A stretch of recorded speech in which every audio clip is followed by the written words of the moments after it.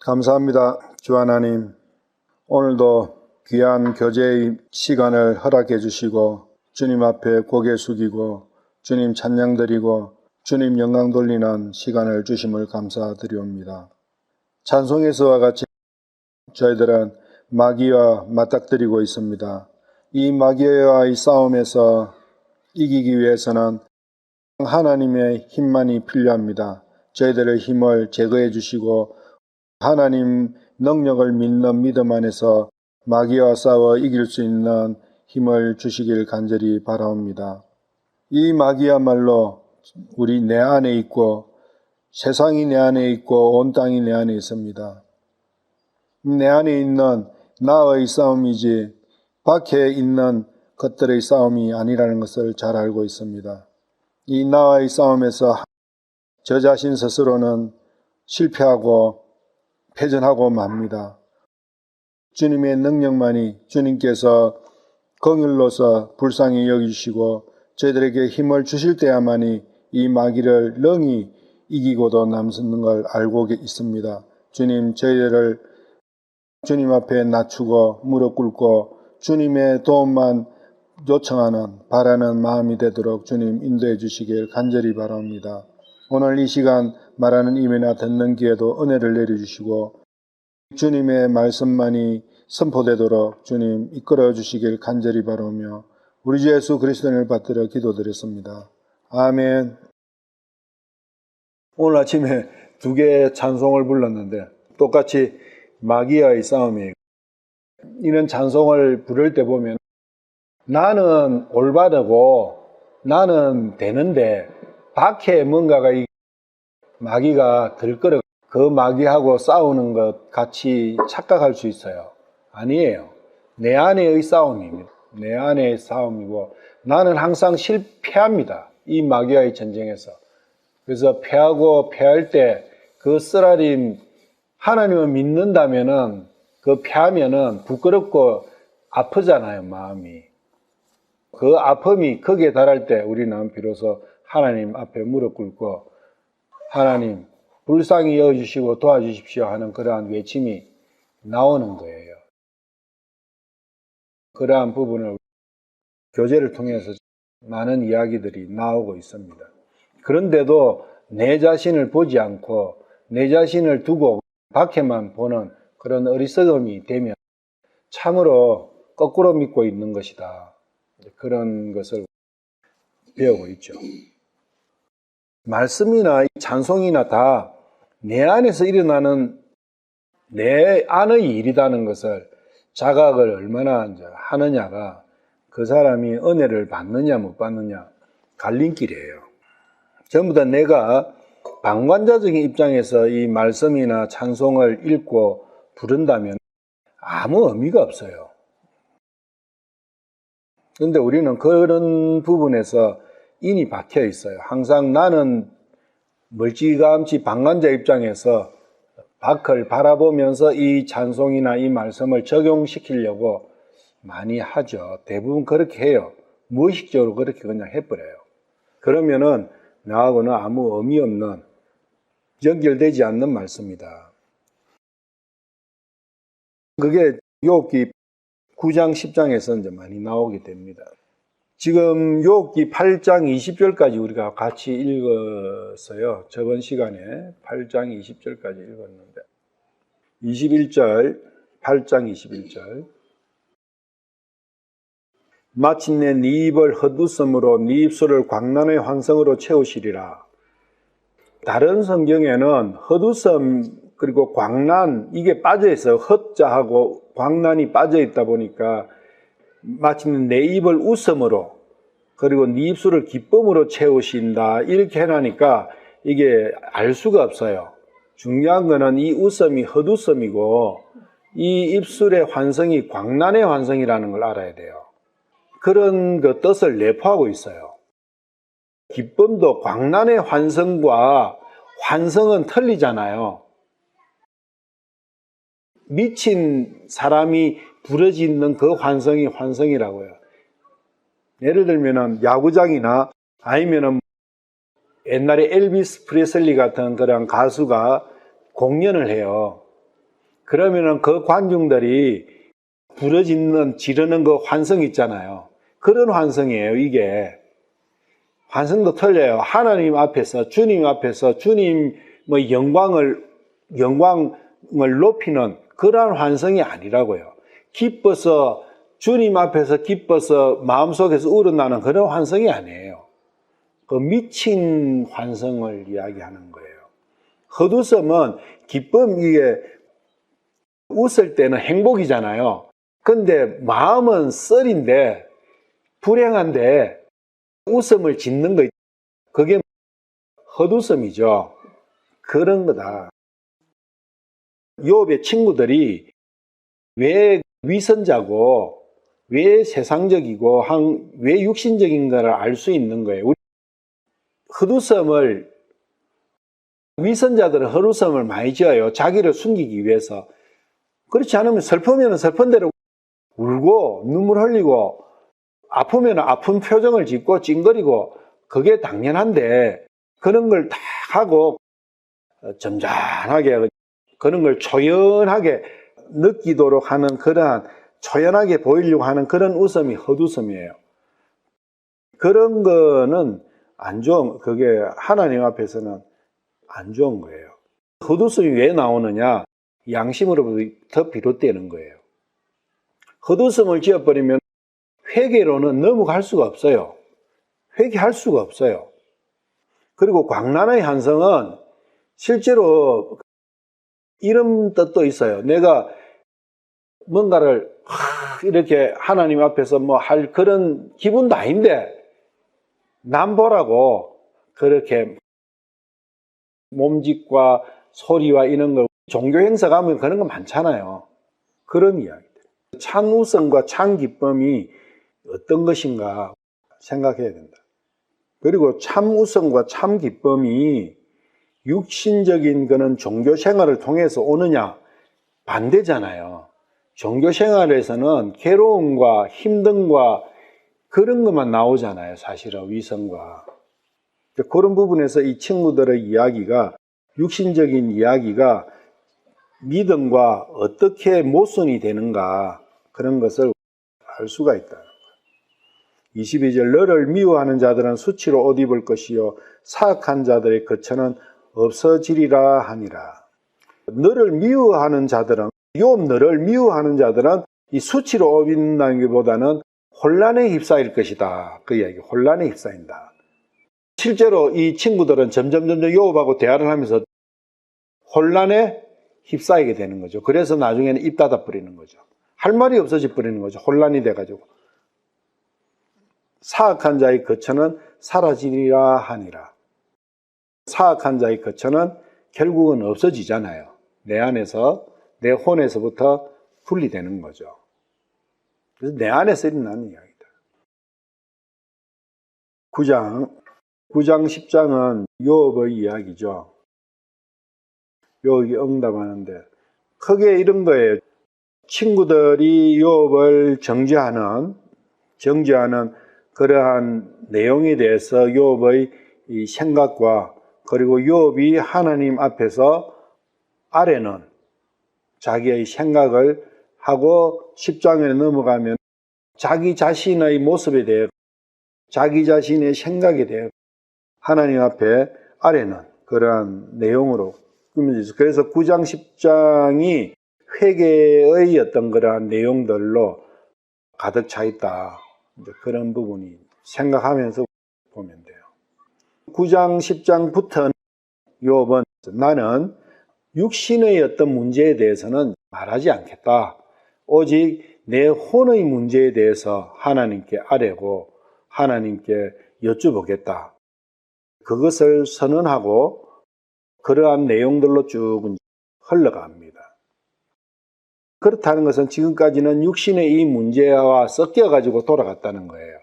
지금부터는 육신의 문제는 전혀 죽든 살든, 그것은 육신이 죽는 것이든 사는 것이든 그것은 나와는 별개의 문제다. 이렇게 자기의 생각을, 믿음에 대해서 이야기를 합니다.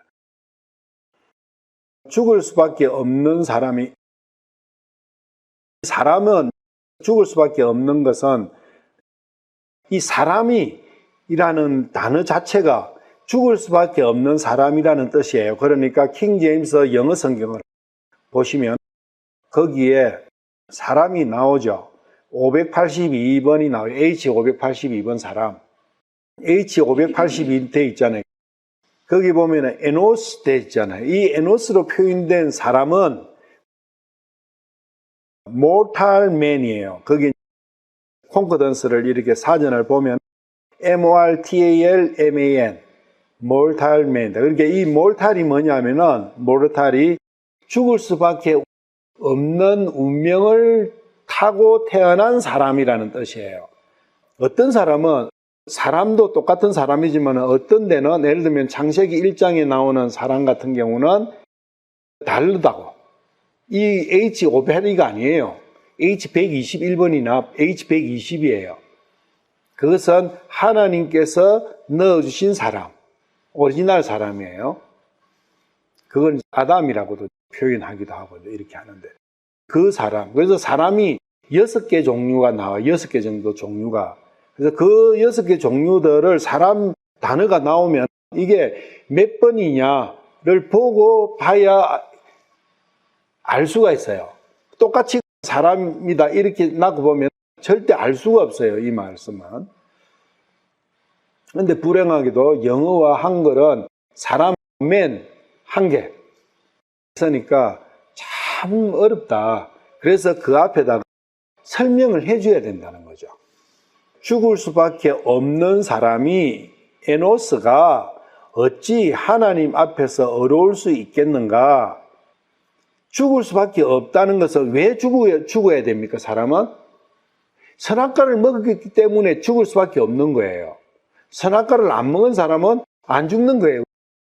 그 이야기예요. 선악과를 먹은 사람이다. 선악과를 먹은 사람이 어찌 하나님 앞에서 어려울 수 있는가? 잘하고 못하고 이런 거하고 상관없다 그 이야기예요. 맞잖아요. 욥은 아는 거예요 다. 하나님 앞에서는 나의 행위나 나의 정성이나 나의 어떤 거하고는 아무 상관이 없다 그 이야기예요. 하나님 앞에서는. 우리끼리는 내가 좀 더 어렵니 네가 조금 더 죄스럽니 이렇게 이야기할 수 있어도 하나님 앞에서는 그거 없다.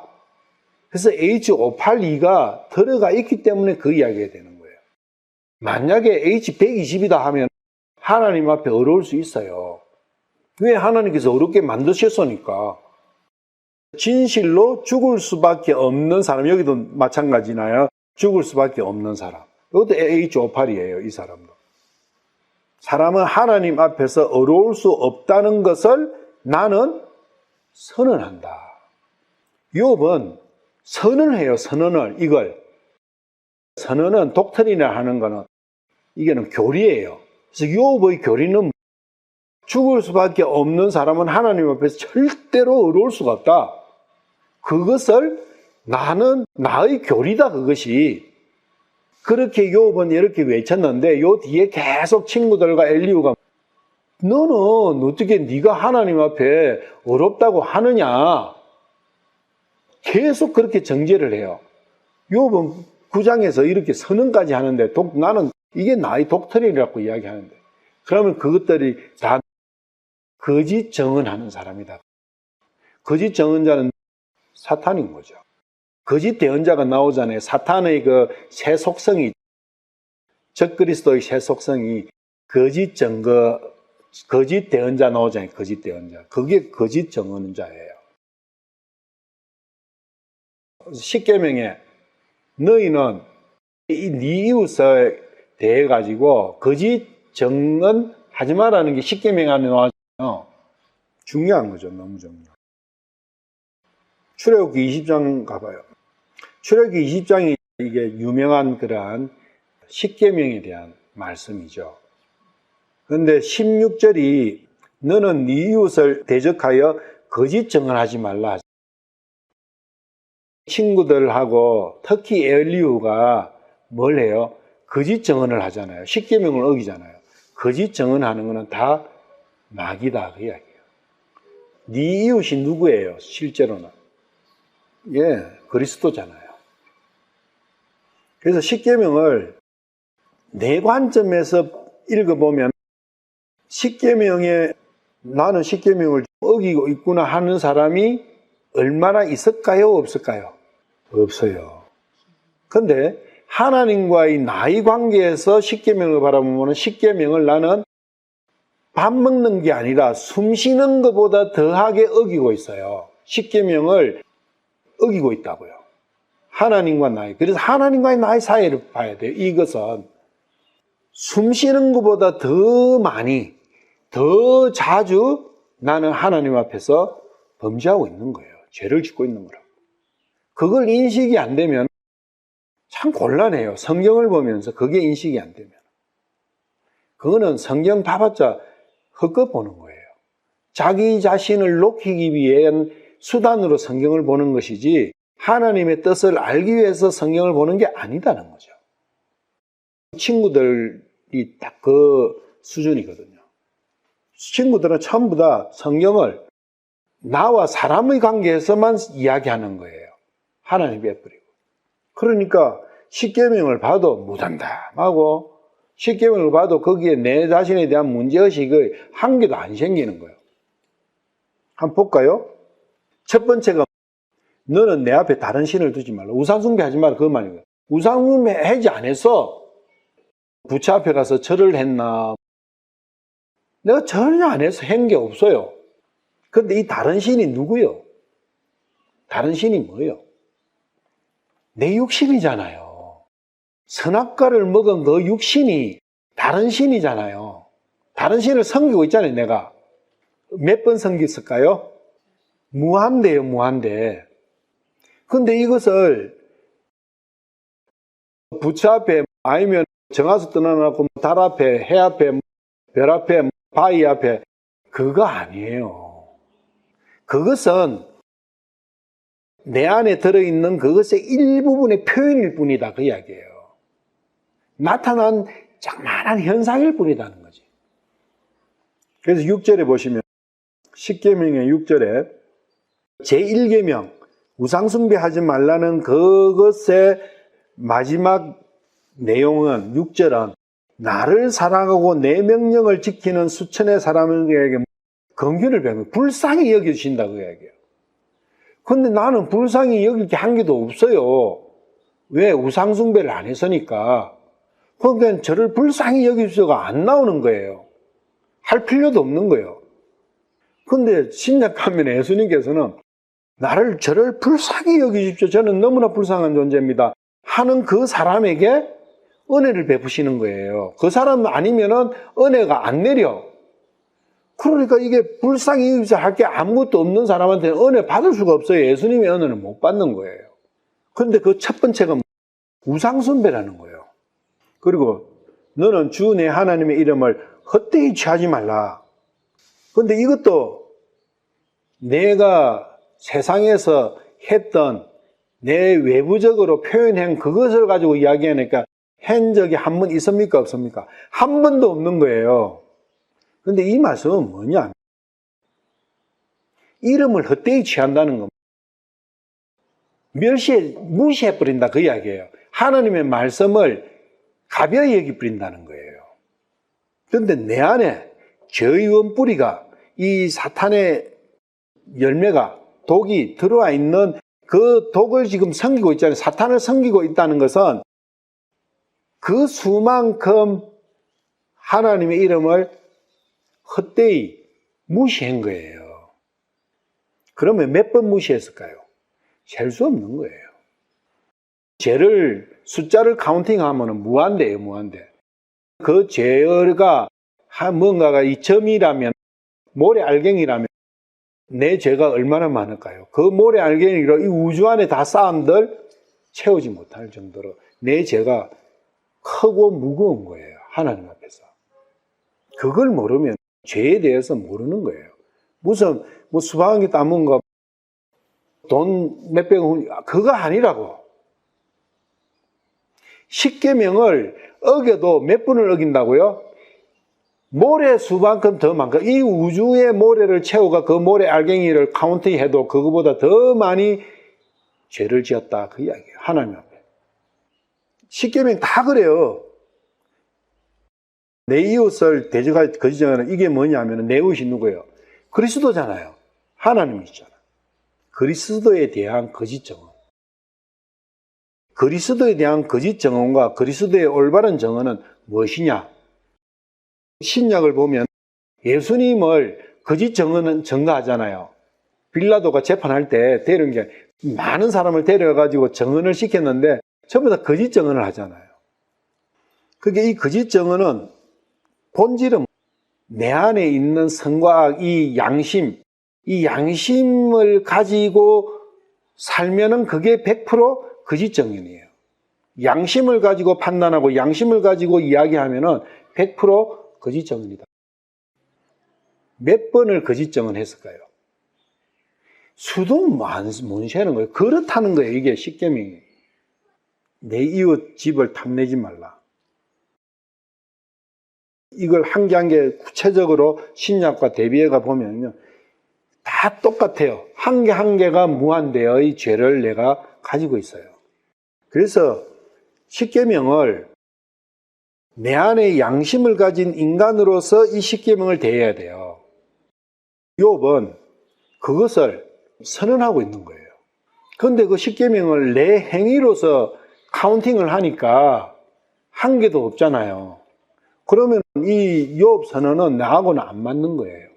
나는 어려운 것도 많은데 왜 그것 자체가 거짓 증언인 거예요. 이것은 욥의 강력한 교리다. 내 교리는 이렇다 하고 교리를 발표를 했는데도 그 교리를 계속, 그래서 욥기 25장 4절 한번 봐봐요. 그런즉 사람이 어찌 하나님과 견주어 어렵다 할 수 있겠느냐? 빌닷이잖아요. 그런즉 사람이 어찌 하나님과 견주어 어렵다 할 수 있겠느냐? 또 여자에게서 태어난 자가 어찌 깨끗할 수 있겠느냐? 여기서 뒤에가 문제가 되는 거죠. 이 이야기는 욥을 견주고 이야기하는 거예요. 이 말은 맞지만 이 말의 뒷면에가 문제가 있는 걸 안고 하는 거예요. 지도 똑같은 거예요. 아마 빌닷이 자기가 이야기해놨고 보니까 자기도 들어가는 거예요. 그럼 자기도 어렵지 않잖아요. 그런 문제도 이제 있지만. 그래서 요걸 끝으로 말을 못하는 거죠. 이제 요게 끝이에요. 새 친구의 말은 요게 끝이라고. 35장 2절. 요게 엘리후 이야기거든요. 그대가 말하기를, 욥이 이렇게 이야기했다는 거예요. 그대가 말하기를 내 의가 하나님의 의보다 더 많다 하였으니 그대는 이것을 옳은 것으로 생각하느냐? 이게 뭐예요? 이게 적반하장이잖아요. 이건 완전히 덮어 씌우잖아요. 9장에서 욥은 내 교리는 어떻게 죽을 수밖에 없는 사람이 하나님 앞에 어렵겠느냐? 자기뿐만이 아니라 모든 아담의 후손은 선악과의 독을 품고 있는 사람은 그렇다고 딱 했는데도 이게 거짓 증언하잖아요. 예수님께 사람들이, 유대인들이 이렇게 했잖아요. 덮어 씌웠잖아요. 이렇게. 이런 독소가 엘리후 말 속에 가득 들어있는 거죠. 거짓 증언하는 자가 무슨 그리스도가 되겠냐고요. 그것이 바로 적그리스도죠. 그래서 엘리후는 적그리스도라고요. 엘리후를 그리스도의 어떤 모형이라고 생각하니까 욥을 이렇게 대비도 안 해보고 엘리후를 높이려다 보니까 욥을 까야 되는 거예요. 너무 무식한 상황이죠. 그래서 이것은 욥의 강력한 교리다. 사람은 하나님에 의해 이러지 못한다. 절대로. 시편 143편 2절. 또 주의 종과 함께 심판자리로 들어가지 마소서. 산자 중 아무도 주의 눈앞에서 어렵게 되지 못하리이다. 같은 말씀이잖아요. 로마서 3장 20절. 같은 말씀이죠. 그러므로 율법의 행위로는 어떤 육체도 그분의 눈앞에서 어렵게 될 수 없나니 율법으로는 죄를 알게 되느니라. 어떠한 육체도 그분의 눈앞에서 어렵게 못 된다. 왜 육체라고 했겠어요? 육체 안에는 독이 들어있으니까. 그래서 육체하고 분리시키라, 자기를. 그리고 친구들이나 엘리후가 하는 이야기 보면 하나님보다 더 어려울 수 없다. 사람은 하나님보다 더 어려울 수 없다. 이렇게 표현을 아까도 소발도 봤지만 그런 표현을 많이 쓰거든요. 하나님보다 더 어려울지 못하다 그 뜻은 하나님보다 더 어렵게 되는 뭐도 있을 수 있다는 걸 암시하는 그러한 부분이 있어요. 완전 독소죠. 하나님을 높이는 것 같지만 자기를 더 높여 상대적으로 그러한 내용이 들어있는 거예요. 친구들과 엘리야의 말 속에는. 그게 사탄의 전략이에요. 전쟁하는 방법이라고. 하나님도 높여요. 그런데 자기를 그거보다 약간 더 높여버리는 거예요. 그리고 하나님을 높이는데 어느 정도 높이느냐? 끝까지 높이는 게 아니라 중간 정도 높여요. 그런 걸 알아야 돼요. 하나님은 높음의 끝이잖아요. 그런데 하나님보다 더 높은 부분이 있는 것처럼 표현을 쭉 해놓은 게 특히 엘리야의 이야기 속에는 많아요. 그렇지만 욥은 사람은 결코 하나님에 의해 견줄 수 없다고 말한다. 그러니까 피조물로서는 하나님에 의해는 절대 갈 수 없어요. 하나님 외에 끝이니까, 높음의 끝이니까. 욥기 9장 전체의 중심 내용이 하나님의 의와 사람의 의다. 이 하나님에 의해 비춰서 사람의 의, 즉 욥 자신의 의는 너무나 보잘것없고 너무나 아무것도 아니고 그 의 자체야말로 검정이다. 그렇게 하면서 10장으로 넘어가서 회개하는 거예요. 왜 그 마음이 기초가 돼야 회개가 일어나잖아요. 하나님 앞에서. 그런데 자기가 좀 검은 부분도 있지만 흰 부분도 있고 알록달록하게 섞여 차라리 참 모양도 좀 괜찮다고 싶으면 절대로 10장으로 안 넘어가는 거죠. 로마서도 그렇잖아요. 1장, 2장, 3장을 특히 2장, 3장을 겪으면서 사람은 내 자신의 완전히 숯보다 더 검은 내 자신을 보게 만들잖아요. 그게 아멘이 되면 4장, 5장으로 넘어가면서 해결을 넘어가서 하나님께 은혜를 받는 그러한 프로세스를 밟게 되는 거잖아요. 천로역정은 또 마찬가지거든요. 그 천로역정의 크리스찬이 순례여행을 가면서 계속 실패하잖아요. 실패하면서 뭘 느껴요? 나는 할 수 없구나. 그래서 은혜를 느낀다고요. 자기가 완전히 습금정이고 먼지보다 더 못하고 지푸라기보다 더 못한 존재라는 것을 느끼는 거예요. 깨닫는 거예요. 그래서 온전한 하나님의 은혜만 기대는 그러한 마음으로 바뀌어가는 거죠. 다 동일하잖아요. 그 과정들이. 유대인들의 큰 역사를 봐도 마찬가지거든요. 가나안에서 애굽으로 가서 애굽에서 출애굽 24장에서 봤지만 출애굽에 십계명을 주시기 전에 애굽의 이집트의 속박에서 끄집어낸 하나님이 말씀하신다. 딱 그렇게 시작하시고 법을 주시잖아요. 이집트의 속박이 아니라 이집트의 행복이라고 생각하는 사람은 그 이유는 이야기할 필요가 없는 거예요. 애굽에서 하나님을 향해서 저 죽겠습니다. 불쌍히 여기가 빨리 좀 어떻게 해주십시오. 너무나 저는 비참합니다 하는 그러한 외침이 없는 상황에서는 뽑아냄도 없는 거예요. 그리고 법도 필요 없고 그 유권은 그게 누구냐? 무지고 담 넘어온 거고 강도고 도둑 아니냐? 3절 9장 3절 그가 의재판석에서 하나님께서 주님께서 의재판석에서 그분과 논쟁하려 그 사람이 그가 의재판석이 그분과 논쟁하려 할지라도 첫마디에 한마디도 그분께 대답하지 못하리라. 의재판석에서 할 말이 있는 사람과 없는 사람이 있어요. 욥은 단 한마디도 할 말이 없다. 그것은 그 십계명이 자기한테 100% 적용된 사람이에요. 자기의 죄가 이 우주의 모래알보다 더 많은데 우주의 모래를 다 채운 그 모래 알갱이 숫자보다 더 많은데 하나님 앞에서 저는 이런 부분에 조금 잘난 부분도 있지 않습니까? 저는 어렵게 좀 살아온 것도 있어요. 못한다 그 이야기예요. 의재판석이라는 게 어렵냐 안 어렵냐 그거 재판하는 자리다. 재판하시는 분이 계실 테고 재판석에서 나는 항상 무슨 이야기를 해요? 나는 죄 안 지었어요 이렇게 이야기하는 게 재판석이잖아요. 나를 변호하는 게 재판석이잖아요. 재판석에 판사 앞에서 저는 죄 지었어요. 그거보다 더 많이 지었어요. 그거 재판이 됩니까? 안 됩니까? 재판 자체가 형성이 안 돼요. 그거는 재판 안 해요. 그런 거는. 왜? 재판 안 해도 자기가 다 불었는데 뭐 재판이 풀려요. 그거는 그냥 끝나는 거예요.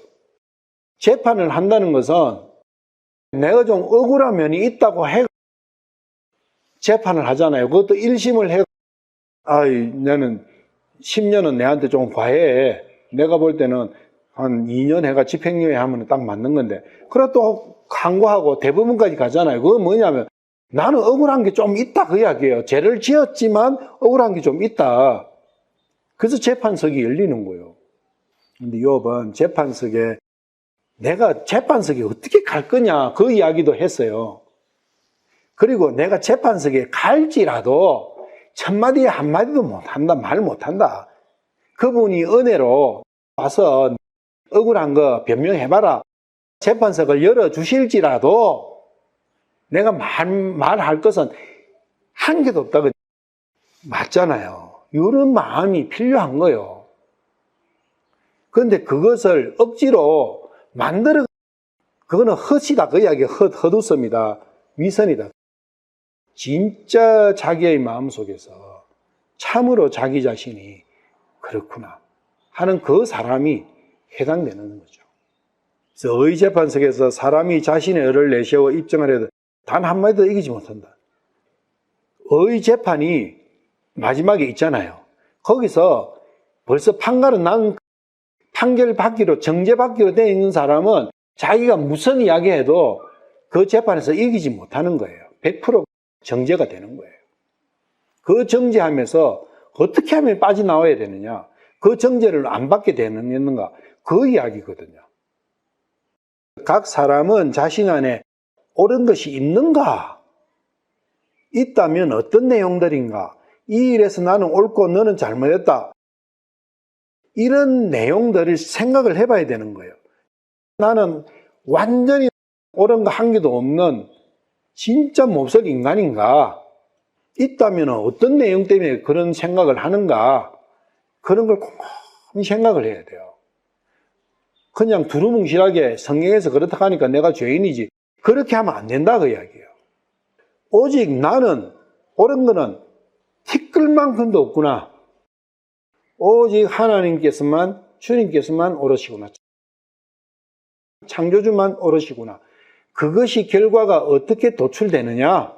그래서 하나님께서만 옳으신 분은 하나님만 계시니까 하나님은 판단하실 수 있는 게 옳고 그름을, 선과 악을 판단하실 수 있는 분은 하나님밖에 없는데 우리는 지식이 있으니까 지식 가지고 판단하는 거예요. 지식은 악의 세력 속에 들어있는 지식이에요. 그거는 판단했다 것은 백발백중 위선이다. 판단은 능력과 같이 가는 거예요. 능력 없는 판단은 위선이에요. 우리 죽을 수밖에 없는 사람은 판단을 할 수가 있어요. 왜? 선과 악을 아니까. 그렇지만 그 판단은 능력이 없는 판단이다. 그래서 위선밖에 안 나온다. 양심 배웠죠. 양심, 컨사이언스. 신약에서는 양심이 나오는데 구약에서는 양심이 없잖아요. 구약에서 그 양심을 찾으면은 뭐가 구약에서 양심이냐? 창세기 2장 9절 한번 가봐요. 여기 처음 나오거든요. 또 주 하나님께서 땅으로부터 보기 아름답고 먹기 좋은 모든 나무가 자라게 하시니 그 동산의 한가운데는 생명나무와 선악을 알게 하는 나무도 있더라. 여기 영어로 킹제임스 한 봐요. 뒤에 선과 악의 지식나무, 여기 나울레지 H1847이 양심이에요. 그러니까 헬라어의 큰 사이언스하고 대칭되는 단어예요.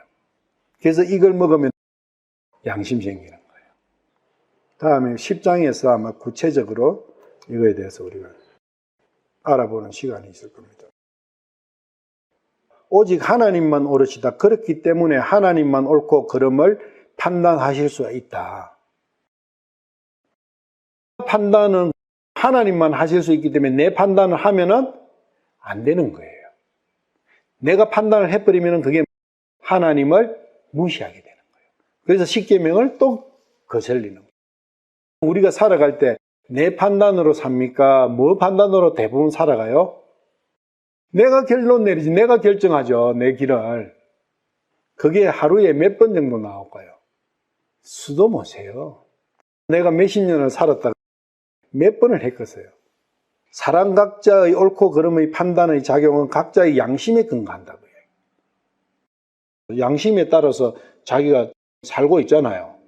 그래서 많은 경우 사람 간의 시시비기를 가리기 어렵다. 예를 들면 상대방이 있는데 당신이나 내가 같이 이거는 나쁜 거고 이거는 옳은 거다고 하는 것은 별 문제가 안 생겨요. 그런데 이 사람은 좋은 게 저렇고 나는 좋은 게 여기가 있으면 이것이 무엇이 옳은 것인가를 알아보면 싸움이 되는 거예요. 똥은 더러우냐 깨끗하냐 그런 거는 간단해 결론이. 왜? 그거는 공통적으로 다 아니까 저는 더럽다 그 이야기죠. 그것은 절대적인 거잖아요. 그것까지로는 다툴 이유가 없어. 싸울 이유가 없다고. 근데 그거 아니고 서로의 옳음이 틀린 게 엄청 많아요. 그것 가지고 옳고 그름을 따지기 시작하면 결국은 한 사람은 죽어야 돼요. 각자는 자신의 관점에서는 대부분 자기가 옳은 거예요. 자기의 옳음이 싸움과 전쟁을 만들어낸다고 이야기해요. 사람은 자기의 옳음을 지키고 싶잖아요. 그 자기의 옳음이 뭐예요? 양심의 발로다. 각자는 자기의 양심의 발로요. 왜 북한하고 한국이 맨날 어르렁거리고 전쟁을 해야 돼요? 북한이 생각하는 옳음과 남한이 생각하는 옳음이 다른 거예요. 자기 옳음을 굽히려고 합니까? 굽히면 상대방이 종이 돼야 되는데 종되기 싫잖아요. 종 안 되려고 하니까 서로 옳다고 하니까 그게 격화되면 전쟁이 일어나는 거예요. 사업주와 종업원. 사업주는 자기가 돈을 많이 버는 것이 옳은 거예요. 종업원은 자기가 월급을 많이 받는 것이 옳은 거예요. 그런데 종업원도 만족시키고 사업주도 만족시키는 것은 있을 수가 없어요. 그럼 싸움이 일어난다고요. 그게 스트라이크잖아요. 있을 수밖에 없는 거예요, 그건.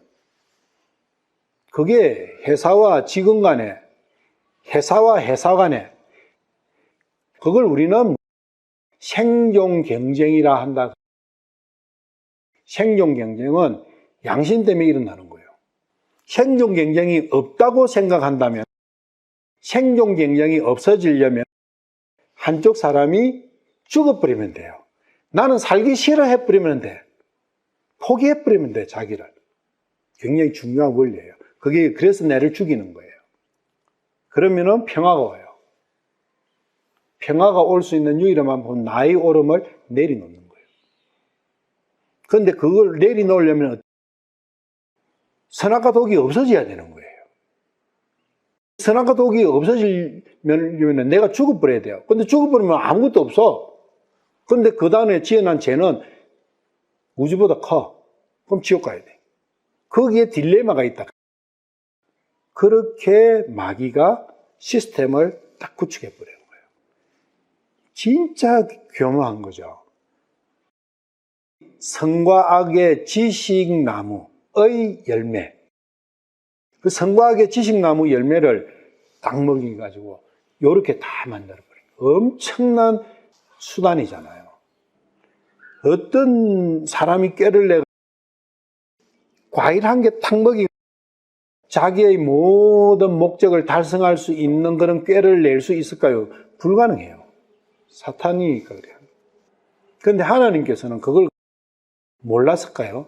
하나님은 훤히 다, 왜? 피조물이니까 피조물의 속까지 피조물 쥐보다 더 잘 알고 계시죠. 하나님이 두셨죠. 왜 두셨어요? 왜 그걸 사탄이 그 짓을 하도록 놔놨겠어요? 아담이 안 지키고 하나님께서 지킬 수가 있었어요. 그러면 완벽하게 지켜야 되는 동사는. 그런데 왜 아담한테 맡겨놨겠냐고. 다 아시면서. 이 과정이 선악과를 먹고 그 먹은 그 이후에 일어나는 이 과정들이 하나님께서 계획하신 거예요, 사실은. 근데 둔 거죠.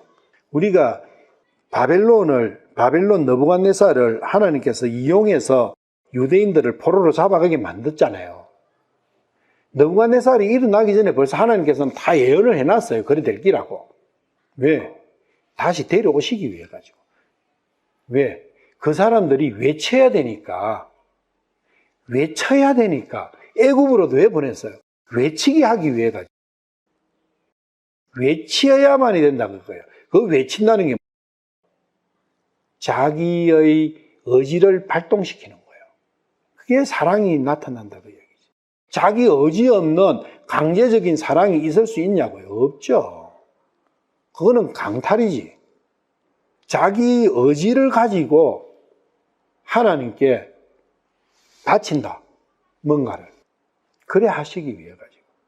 그게 섬김이고, 섬김은 자기 의지를 가지고 하는 것이지 강제로 네가 요력이니까 네가 나를 안 섬기면 너는 죽어. 그래가 섬기면 그 섬김에서 뭐 사랑이 나오겠어요? 그거 안 나오죠. 그거는 폭력을 통해서 하는 것이. 하나님께서는 폭력 있는 걸 원치 않으시는 거죠. 힘은 무한대시니까 얼마든지 폭력으로 복종시킬 수가 있어요. 근데 그걸 원치 않으시니까. 왜? 사랑을 원하시니까, 결론은. 은혜와 사랑을 원하시니까. 그런 부분을, 그런 하나님을 증거하는 거예요. 하나님이 힘이 있으시니까, 하나님은 그리고 자기 스스로 혼자만 어려우시니까 먼지 티끌만한 한 개만 잘못이 있어도 확 지워 보내시는 그런 하나님이다. 그건 하나님을 잘못 정언하는 거예요. 하나님을 정언하는 사람들이잖아요. 모두가 하나님을 정언해야 되는데 네 이웃을 거짓 정언하지 말고 제대로 정언해라. 참 정언해라. 그것도 10장에 가면 그 정언에 대해서 나와요. 4절 그분은 모든 일에서 지혜롭고 힘이 강력하시니 모든 면에서 지혜롭고 힘이 누구도 대항할 수 없이 강력하신 거예요. 이분은 강제로 하자면 못할 게 없는 거예요. 이 우주도 손가락으로 그냥 만드신 분인데, 입만으로, 말씀만으로 만드신 분인데, 뭘 못 하시겠어요? 뭘 강제로 못 하시겠어요? 다 하실 수 있어요. 누가 그분에게 사납게 되더라 자신을 회복하게 하겠느냐? 회복은 뭐냐면은, 이분께서 취해버리시면, 누가 그분께서 다시 뺏어와 원상 회복시키겠는가? 이분께서 뿌아버리면은, 누가 그걸 다시 재건하겠는가? 회복 못한다. 절대적이다 그 이야기예요. 이분은. 하나님은 절대적인 분이시다. 우리가 어떻게 그것은 있을 수가 없다. 유업이 맞잖아요. 이러한 믿음이 하나님에 대한 믿음과 그 믿음을 기초로 해서 하나님을 증거하고 있는 거예요. 그런데 친구들도 비스무리하게 하는데 엉터리 증거를 하는 거예요. 그걸 살피는 거예요. 거짓 정언하는 것은. 왜 거짓 정언인지. 욥기 8장 2절. 네가 어느 때까지 이런 것을 말하면 어느 때까지 네 입의 말들이 거센 바람 같냐. 이 거센 바람은 하나님을 대항해서 이렇게 네가 대드느냐. 그런 이야기예요. 그러니까 욥이 9장 4절에서 아니 내가 하나님을 믿는 내가 믿는 하나님은 내 믿음은 하나님은 힘이 강력하시고 지혜로우시고 하기 때문에 누구도 대들 수도 없고 대든다고 되는 것도 아니다. 그걸 내가 알고 있는데 내가 무슨 네가 이야기하는 것처럼 거센 바람처럼 하나님께 대들겠느냐. 그거 아니다. 너 잘못 알은 거야. 그 이야기예요. 그러니까 친구들은 욥이 이렇게 이야기하는 것을 하나님께 불평한다고 생각하는 거예요. 불평은 뭘 바탕으로 깔고 있죠? 회복을 바탕에 깔고 있는 거예요. 잘못이라는 것을, 이것은 불평부당하다는 것을 깔고 있는 거예요. 불평한다는 것은. 불평한다는 것은 자기 자신이 옳고 상대방이, 내가 불평하는 그 상대방이 뭔가 좀 잘못했다고 생각할 때 불평하잖아요. 자식이 아버지한테 불평할 수 있잖아요. 아내가 남편한테 불평할 수 있잖아요. 남편이 아내한테 불평할 수 있고, 불평한다는 건 저 사람이 나를 몰라도 좀 너무 모르는 것 같아 하는 그러한 게 불평이잖아요. 아니, 나는 이렇게 제대로 열심히 한다고 나쁨 없이 지 몸을 위해서 이렇게 하는데 지가 뭐 잘못났다고 무슨 내한테 이러쿵 저러쿵 또 다 지를 위해서 하는 건데, 이런 거 친구들은 그렇게 보고 있는 거예요. 요업의 자세를. 그런데 요업은 아니야, 내가 믿고 있는 하나님은 그분은 힘이 무한되시고 지혜도 무한되신데 내 마음과 내 생각과 나의 이 능력 가지고 그분을 어떻게 판단하고 그분께 어떻게 대어든다는 말이냐. 그거는 천부당 만부당한 거다. 그 이야기라는 거예요. 창조주시니까 주인으로서 권한을 진짜 갖고 있잖아요. 갖고 있고 실제 그분은 힘이 우리가 상상이 안 되는 힘을 갖고 계시는 거예요. 그분은 파워가 무한하시다 그렇게 하잖아요. 권능이 무한하시다. 그게 뭐냐면 파워가 무한하다. 힘이 무한하다. 그런 분에게 내가 어떻게 대어들겠냐. 그리고 완전한 의신 그분께 내가 요만치면 옳지 않습니까? 근데 내 옳은 것을 하나님께서는 왜 봐주지 않고 폄하하십니까? 이렇게 할 수 있느냐? 고린도전서 1장 24절. 불의습을 받은 자들에게는 유대인들이나 그리스도는 하나님의 권능이시요 하나님의 지혜이시니라. 권능이 파워예요. 권능이라 해놓으니까 알 수가 없어요. 그냥 힘이라고 해놓으면 되는데 권능이라 이러면 뭐라고 생각돼요? 이게 단어가. 아니, 읽을 때 느낌이 있잖아요. 무슨 느낌이에요? 그럼 영어로 한번 보세요. 영어 킹제임스 보니까 뒤에 보세요. Christ, the power of God. 파워예요. 성능을 이야기할 때 뭐를 나타내요? 파워. 몇 마력이냐? 차저가 몇 마력짜리요? 야, 내 차는 250마력이야. 와, 아니 승용차가 250마력 차도 있어? 왜? 보통은 90마력이거든요. 200마력짜리 달아나면요 거의 500km로 나가버려요. 뭐 세계에서 제일 빠른 차가 있어요. 1300km 나가요. 그거는 승용차보다 더 적은 차체는 엔진이 2000마력 정도 돼버려요. 이거 믿기지가 않죠. 파워가 크면은 클수록 못할 게 없는 거예요. 우주로 올리는 우주선은 몇 마력이겠어요? 우주선 쌓아 올릴 때 밑에 불이 확 나잖아요. 그게 로켓이거든요. 로켓 엔진이거든. 그 로켓 엔진은 보통 5개 내지 6개를 달아요. 이런 게 둥그러운 거, 똥구멍에 거기 보면 이런 불 나오는 똥구멍이 여러 개 있잖아요. 그게 한 개 한 개가 로켓 엔진이거든요. 그걸 다 합하면은 요사이 우주선 쌓아 올리는 거 많은데 엄청나게 커요. 보통 100톤을 쌓아 올려요. 100톤이면은 상상이 잘 안 되겠지만 집체보다 더 큰 것들을 쌓아 올리는데 그런 거 쌓아 올리려면 우주까지 쌓아 올리면 로켓이 몇십만 마력. 그런 거 아니고 무한대다. 이 파워가 그리스도의 파워는 그리스도는 하나님의 파워다. 권능이시고 지혜이시다. 이런 걸 생각하면서 실체를 느껴야 돼요. 그런데 성경을 번역하는 사람들이 성경을 꼭 그 사서상경이나 불경처럼 해놔가지고 추상적으로 다 만들어버렸어. 이불로 추상으로 만들어 놔버렸어. 그리스도는 하나님의 권능이시고 하나님의 지혜이시다. 넘어가거든요. 거기서 얻는 건 아무것도 없어요. 성경은 하나님에 대한 말씀은 하나님을 증거하는 것인데 거꾸로 간 거예요. 하나님을 더 모르게 만들어버리는 거예요. 그거는 없는 게 차라리 나은 거예요. 그런 성경은. 욥기를 보면서 욥의 믿음과 인내가 정확하게 뭔지 알아야 되는 거예요. 그래야 내가 욥을 닮고 싶은 마음이 생기고 욥을 닮으려면 어떤 면에서 닮아야 되느냐 그걸 배울 거 아니에요. 그거 없이 욥기 해가지고 읽어봤자 뭐 할 거예요? 아무 의미가 없어요. 욥한테서 배워야지 엘리후나 엘리바스 요사이는 거꾸로 돼가지고 욥은 배울 게 없어. 엘리바스나 빌닷이나 데이지발도 아니고 소발 같은 그리고 엘리후 같은 그러한 적그리스도한테서 배울 게 많다고 그걸 가지고 떠드는 게 얼마나 많냐고. 거꾸로 간 거죠. 그래서 예수님께서도 이 성경이 뭐라고요? 나에 대해서 증언하는 것이다. 나를 증언해 주는 것이다. 성경이.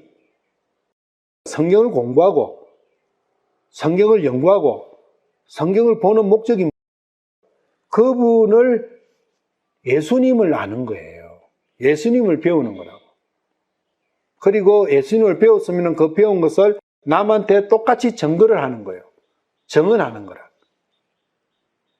그런데 예수님을 증언하는 게 아니고 구원을 증언하고 있으니 잘못된 거 아니에요.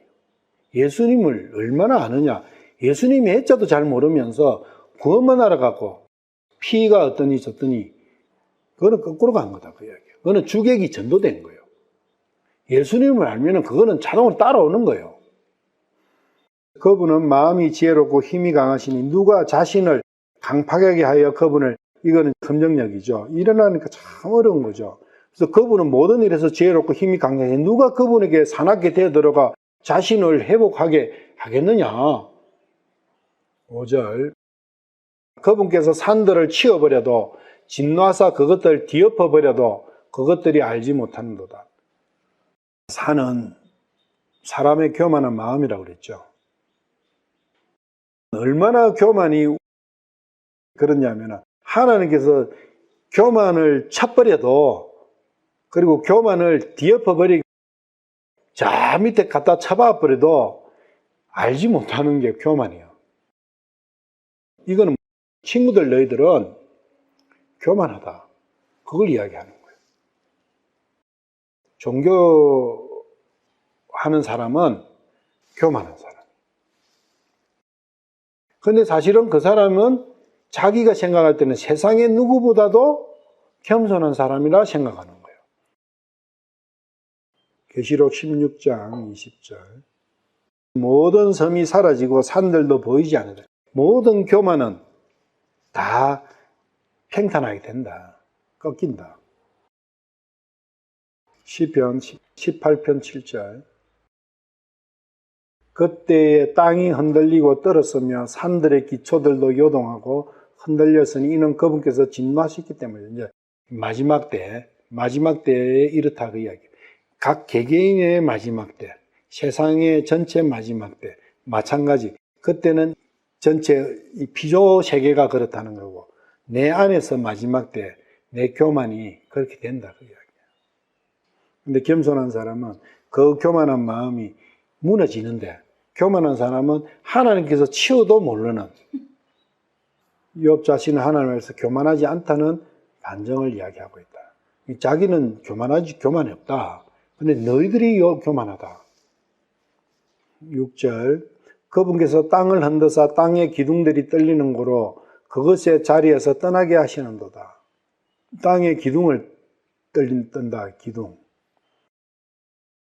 검정력 같은 경우는 그분께서 땅을 흔드사 그것의 자리에서 떠나게 하니 땅의 기둥들이 이게 문구를 도치해놨는데 이걸 그대로 하니까 집도 기둥이 떨면은 그 기둥 위에 있는 모든 것이 흔들리잖아요. 그런 이야기거든요. 땅도 기둥이 있다는 거예요. 땅이 우리 육신이라면 육신을 지탱하고 있는 기둥이 있는 거예요. 그 기둥은 원래 하나님께서 넣어주신 거예요. 그 기둥을 흔들면 그 땅 위에 건축해놓은 것들이 다 두두두두두 하고 무너지고 건가고 난리 나겠죠. 그렇게 돼야 된다 그거예요. 그 땅 위에 그 하나님께서 만드신 그 땅 위에 내가 선악과의 독을 통해서 만들어낸 그것들은 다 허물어져야 된다. 교만도 그 위에 올려놓은 거예요. 산도 땅의 기둥 위에 산이 있잖아요. 산 밑에 땅의 기둥을 박아놨죠. 땅의 기둥을 흔들면 제일 먼저 무너지는 게 높은 산일수록 빨리 무너져요. 지진이 오면 높은 산이 빨리 무너질까요? 낮은 산이 무너질까요? 평지가 무너질까요? 높은 산이 빨리 무너지죠. 바벨탑이 제일 빨리 무너질 거 아니에요. 그 이유예요. 그래서 하나님께서 기둥을 흔들어 버리면 그 위에 산을 내가 백두산보다 히말라야보다 높이 쌓은들 그게 있겠는가? 그런 말씀이에요. 이 비유는 산을 떠받치고 있는 땅의 기둥이 흔들림으로 그 산도 옮겨간다는 것이다. 6절과 연결된 문장으로 높은 산일수록 작은 흔들림에도 무너진다. 평지는 무너질 게 없다. 하나님 앞에 겸손한 사람은 무너질 게 없는 거예요. 무너진다는 것은 파괴가 되면 아픔이 오죠. 땅은 사람의 육신을 말하며 육신을 치면 그것으로 인해 자신감이나 소망이나 욕망이나 자랑 같은 것들이 무너지고 마음이 겸손해지면서 삶에 대한 진지한 성찰이 시작된다. 교만한 사람에게 하나님께서 교통을 주시는 것은 은혜를 주시는 거예요. 교만하지만 뭔가 찾는 마음이 있었던 거죠. 교만 속에서. 그럴수록 아픔은 더 커지는 거죠. 만약에 마지막 날에, 이 세상의 마지막 날에, 심판 날에 이렇게 되면 곤란해져요. 7절, 그분께서 해에게 명령하사 뜨지 못하게 하시고 별들을 봉하시고, 풀어서 성경, 그분께서 명령하사 해가 뜨지 못하게 하시고 별들을 봉하시며 해가 안 뜨고 별빛이 없으면 완전한 암흑이에요. 완전한 암흑이라는 것은 뭐가 문제가 됩니까? 빛이 없는 건데 빛이 없으면 뭐가 문제가 돼요? 뭐를 알 수가 없어요? 여기가 완전 깜깜하다. 그런데 제가 두 분 보고 저기 나가서 단지 뚜껑 좀 닫고 저 논이 좀 한 대만 떠오시오 이러면은 할 수 있겠어요, 없겠어요? 저기 마복 농장에 뭐가 있는데 거기 가서 그거 좀 가져오세요 하면 갈 수 있겠어요, 없겠어요? 완전한 어두움이 되면 행동에 제약이 와요. 갈 수가 없어. 어디를 내가 갈 수가 없어. 뭘 할 수가 없어요. 특히 방향을 못 잡아요. 별은 여러 가지 목적이 있지만 별의 한 가지의 목적으로 따지면 방향을 지시해 주는 거예요. 길잡이다. 요사이는 내비도 있고 여러 가지가 있어 저거 별로 생각 안 하잖아요. 근데 만약에 500년 전에 콜럼버스가 항해를 한다. 아니면 징기스칸이 저 유럽을 정벌하러 간다. 내가 부산에서 서울까지 한양까지 길을 간다. 근데 깜깜하다. 낮은 어떻게 보고 이래 할 수가 있지만 밤에 간다 하면 뭘 보고 갔겠어요?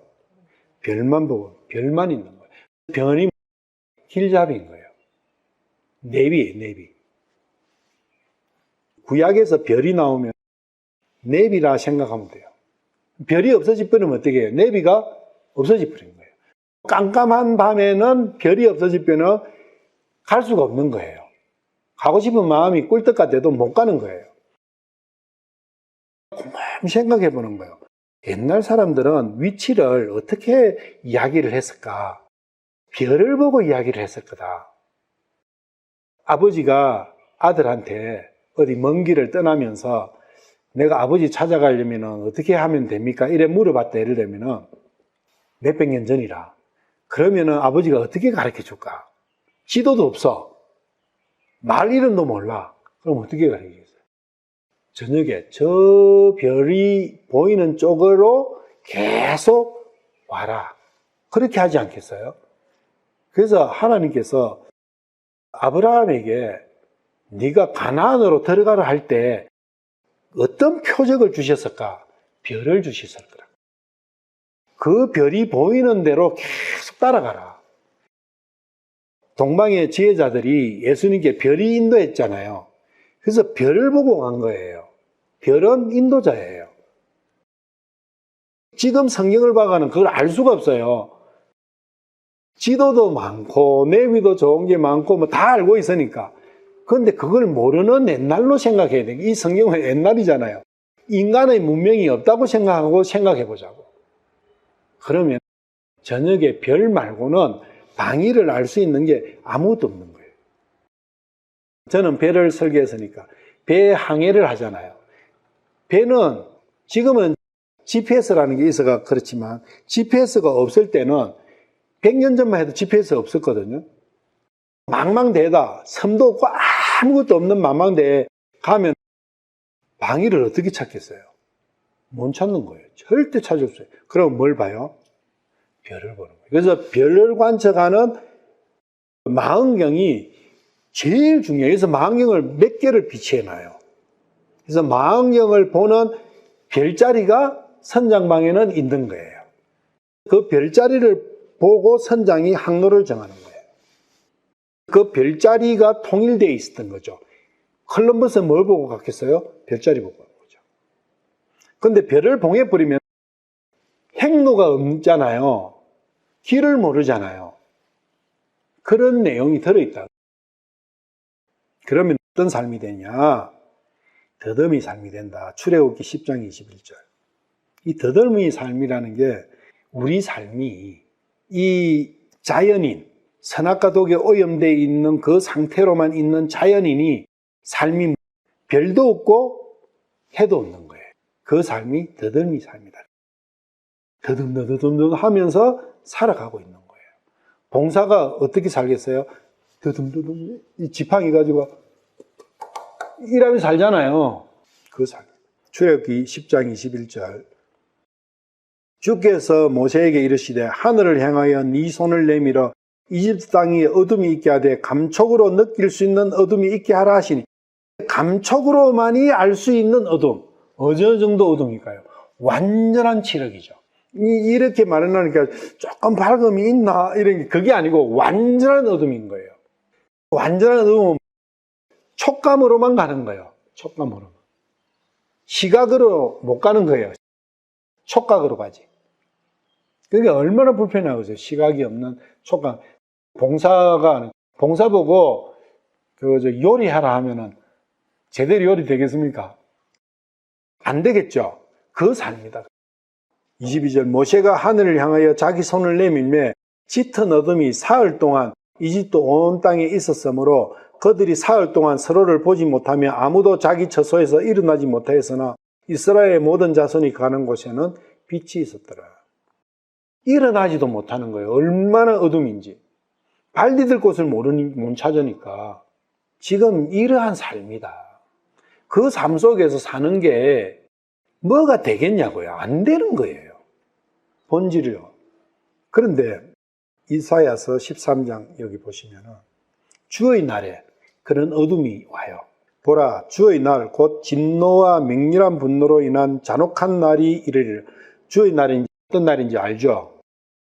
그 땅을 황폐하게 하며 그분께서 그 땅의 죄인들을 그곳에서 끄집어내어 멸하시리니 하늘의 별들과 하늘의 별미들이 빛을 내지 아니하고 해가 자기 길로 나아가도 어둡게 되며 달이 자기 빛을 비추지 아니하고 해도 빛이 없고 달도 빛도 없고 별도 빛도 없으면 이 세상에 빛이 있습니까 없습니까? 완전한 어둠인 것 같아요. 11절. 내가 그들의 악으로 인하여 세상을 벌하고 그들의 불법으로 인하여 사악한 자들을 벌하기 위해서 이렇게 어둠을 주시는 거예요. 그 어둠을 통과하는 거예요. 그 통과하면서 뭐만 나와요? 혼만 빠져나오는 거예요. 그래서 그 과정을 어둠의 프로세서를 주시는 거죠. 그래서 많은 사람들의 그 감정에 보면 그 어둠의 터널들이 있잖아요.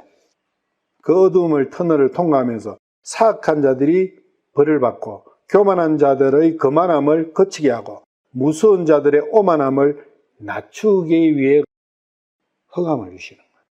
사람을 정금보다 더 귀하게 하되 심지어 오빌의 건강석보다 사람을 더 귀하게 하리로다.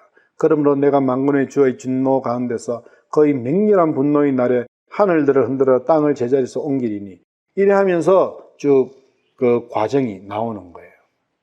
은혜를 주시기 위함이다. 마태복음 24장 29절. 그 날들의 환난 뒤에 즉시 해가 어두워지며 달이 자기 빛을 내지 않고 별들이 하늘에서 떨어지며 하늘들의 권능들이 흔들리리라. 해, 달, 별 다 빛이 없는 거예요. 그 완전한 어둠을 이야기하는 거예요. 욥이 이야기하는 이 말하고 이야기하고 같은 거예요. 욥이 이 과정을 통과하는 거예요. 주님의 날이 이르기 전에 마음이 완전한 흑암에 휩싸이는 혼돈의 시간이 지나간다. 욥은 이 혼돈의 시간을 보내고 있는 걸 자기가 고백하는 거예요. 혼돈, 카오스라고 하거든요. 그게 창세기 1장 2절의 말씀이잖아요. 창세기 1장 2절. 그래서 참 좋아요. 이 말들은 9장, 10장은 뭐예요? 욥 자신의 간증이다. 8절. 그분께서 홀로 하늘들을 펴시고 바다의 높은 파도들을 밟으시며, 하늘들을 펴신다. 창세기 1장 2절에 10절에 하늘은 2장에서 10절 사이가 물을 나누고 하늘을 만드시는 프로세스에 대해서 말씀을 하시는 거예요. 창세기 1장 2절에서 10절 사이가 하늘에 대한 분량이 그만큼 많은 거예요. 그리고 땅은 물이 빠지면서 마른 육지가 되면 형성돼요. 그래서 하늘과 땅, 그리고 바다. 세 가지죠. 하늘과 땅과 바다. 바다는 물이 낮은 곳으로 모여서 만들어요. 이게 아랫물이, 하늘 아랫물이, 하늘 위의 물과 아랫물로 두 개로 나눴잖아요. 그래서 하늘 아랫물이 낮은 땅으로 모여서 만들어진 게 바다다. 하늘과 땅과 바다의 개념이 중요하다는 거예요. 하늘은 물을 나누어서 만들었어요. 물 중간에 하늘이 있어요. 물을 나눠서. 물이 뭐냐? 그런 부분을 생각을 해야 돼요. 물이 나눠져서 하늘이. 그리고 바다 밑에는, 바다 밑바다가 땅이죠. 바다 위에는 하늘이죠. 물은 하늘과 땅을 분리시키는 요소다. 그 이야기예요. 바다는 하늘과 땅을 분리시키는 물이다.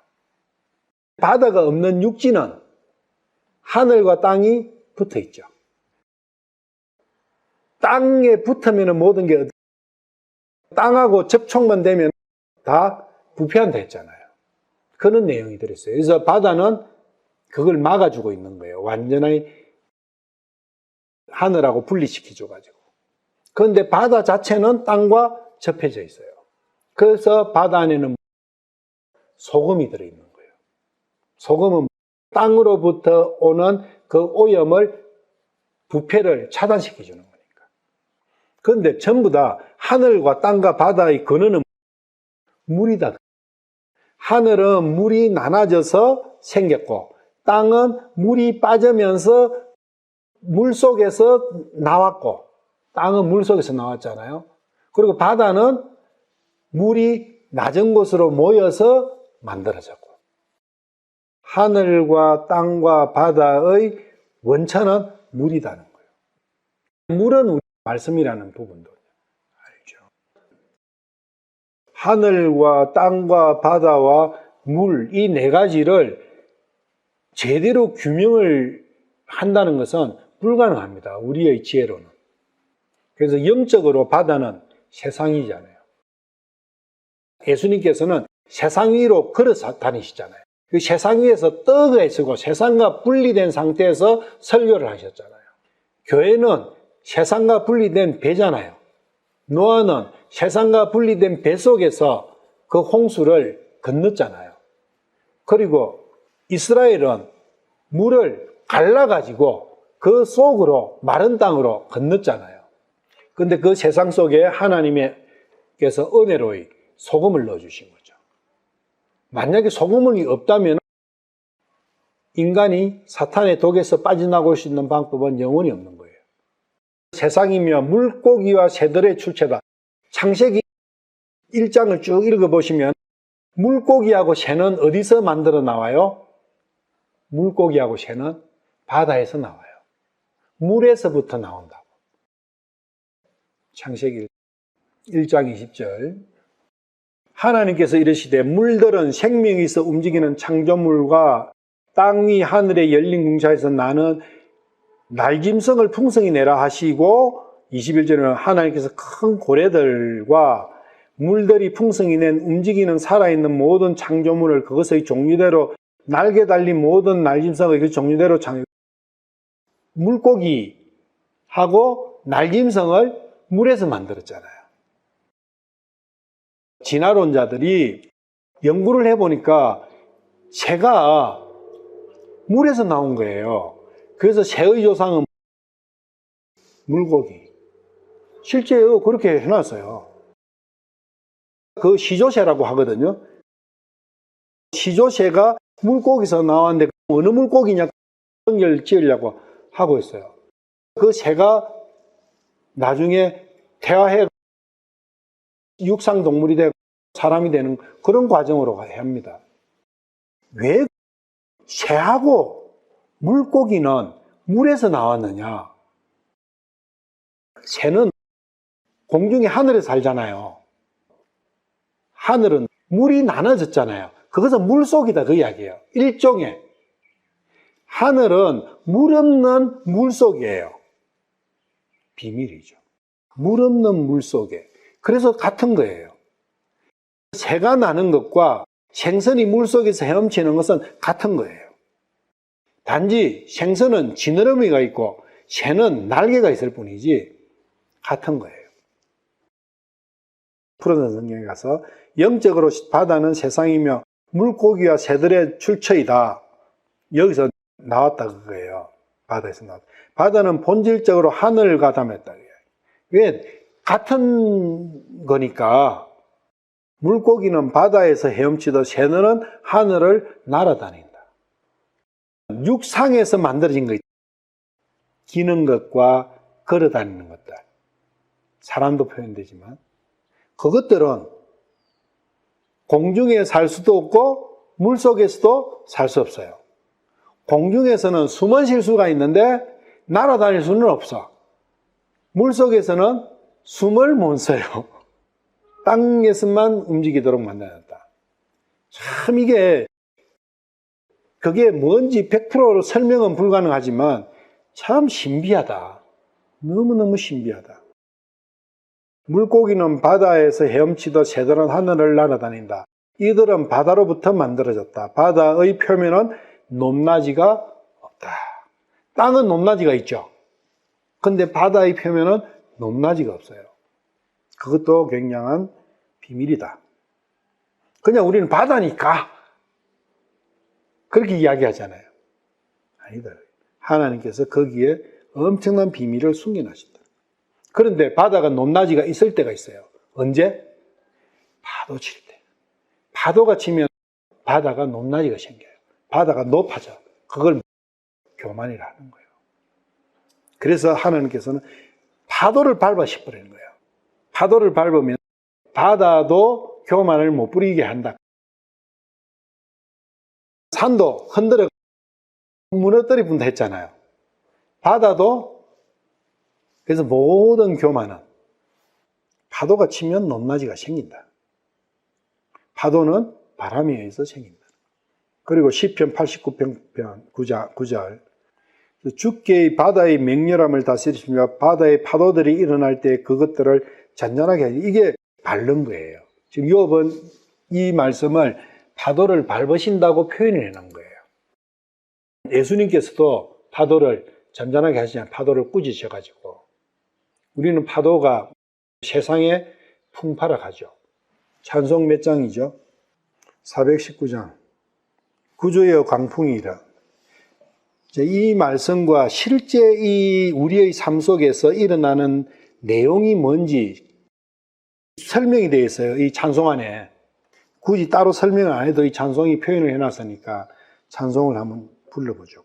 419장 구주여 광풍이 일어. 우리 세상에서 많이 일어나죠. 바다는 경계가 있잖아요. 땅과의 경계. 이 땅과의 경계를 하나님께서 경계를 만들어 놨잖아요. 이 경계는 더 이상 네가 침범 못한다. 근데 그 경계에 모래를 놔놨어야 했어요. 모래를 놔놨어요. 모래에 대해서도 좀 생각을 이제 해봐야 돼요. 그것을 넣는 날에는 주님께서 심판하신다. 그래서 바다 위를 걸으셨고 바다 위에 떠서 항상 다니셨다. 바다 위와 분리돼서, 그런데 베드로는 몇 번 바다 속으로 들어가죠. 하나님을 욥은 정언하고 있는 거예요. 올바르게 정언을 하고 있는 거예요. 거짓 정언이 아니라 올바른 정언. 친구들과 엘리오는 거짓 정언을 하고 있는 거예요. 그러니까 욥은 나중에 친구들에게 전도를 한 거죠. 그래서 선교는 하나님을 정언하는 거예요. 주 예수 그리스도, 예수님께서 창조주시고 그리스도이심을, 하나님이심을 정언하는 거예요. 요한복음 20장 31절. 이것들을 기록하면, 즉 요한복음을 기록한 목적이잖아요. 목적은 예수님께서 하나님의 아들 그리스도이심, 예수가 그리스도이심을 증거하는 거예요. 증거하는 결과가 너희들이 믿게 된다. 예수가 그리스도이심을 믿게 하게 하는 거예요. 그러면 예수님을, 그리스도이심을 믿게 하려면 정언을 해야 되잖아요. 그래서 믿으면 어떻게 된다? 믿고 그분의 이름을 통해 생명을 얻게 하는 거예요. 예수님을 정언하게 되면, 올바른 정언을 하게 되면 그 이름을 통해 새 생명을 얻게 되는 거예요. 새 생명을 내가 주는 게 아니라 나는 예수가 그리스도이심을 정언하는 거예요. 8절까지 했죠. 8절까지 하고 다음 시간에는 9절 진짜 별자리에 대해, 별자리들이 어떤 부분인지 좀 더 구체적으로 서로 이야기를 해보죠. 오늘은 마칠게요.